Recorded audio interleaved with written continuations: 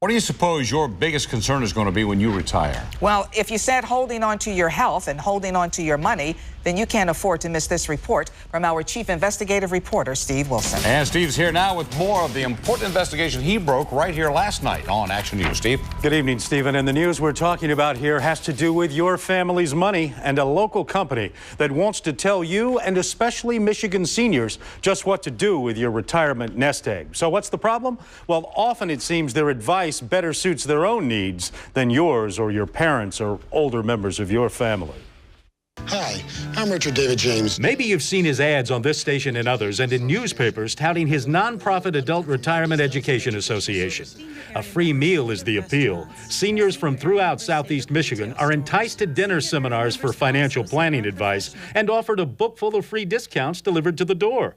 But the nonprofit works hand in hand in the Warren headquarters of Financial Services of America, which James also runs. And former employees have made it pretty clear the nonprofit is just a foot in the door. If I can sit down at a table with my arm around you and make you feel warm and cozy, and you're on my side, it makes it so easy to sell somebody something. So the big benefit to the area coupon discount program is for FSA to get a foot in the door, to be able to see if they're good customers for what FSA wants to sell.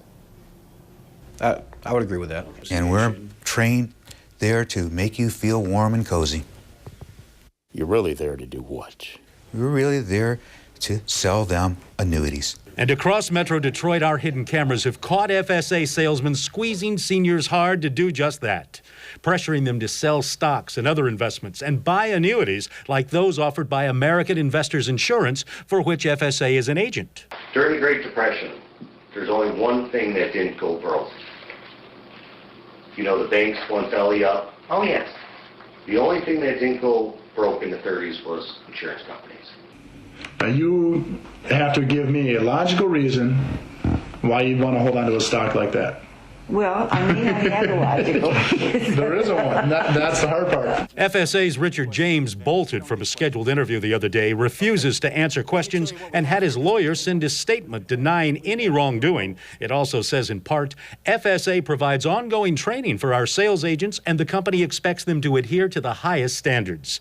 But this is a recording of a training lecture to company agents by an FSA executive vice president.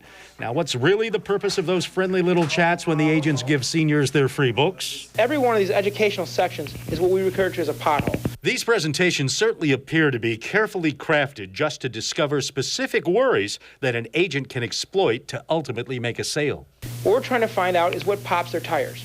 And now listen to this. It's another agent training session, this one conducted by FSA's Michael Wallace, an executive who teaches agents to use these meetings to pry out as much information as they can. And then, if a worrisome problem doesn't pop up during the visit, we want to make sure that we can create the problem. And once we create the problem, it's also very important that they know who we are and what we do. In meeting after meeting, we've witnessed and recorded FSA agents giving false information and withholding information seniors need to make good decisions. Is there any other downside that I have to worry about? You know, I mean, if I sell. Well, you've got the commissions that they're going to charge you, Fidelity's going to charge you. But a real concern is the tax bill that often comes due when seniors give in and sell their stocks, creating a capital gain. The folks who are suing, they say their tax bill was 50 grand or more. And what our volunteer might owe doesn't even come up until she asks about it specifically. When you get your son involved, he's going to say don't do anything. And do you think it just happens that older members of the family are hit up when nobody's around? When kids get involved, they mess it up a lot. Mess it up. So how do they get people to do it, seniors to buy what they're selling? They've been cultivating trust partly by cashing in on the credibility of another respected local television station. We'll tell you which one and what they did to help their client. And we'll show you how selling to seniors leads to great rewards for some. We're at the 5-star Mexican resort where FSA's top salesmen were just treated to a fabulous vacation for what they've been doing. It's all coming up tomorrow on Action News at 6 o'clock when our investigation continues. All right, Steve, can't wait. Thanks. Thank you.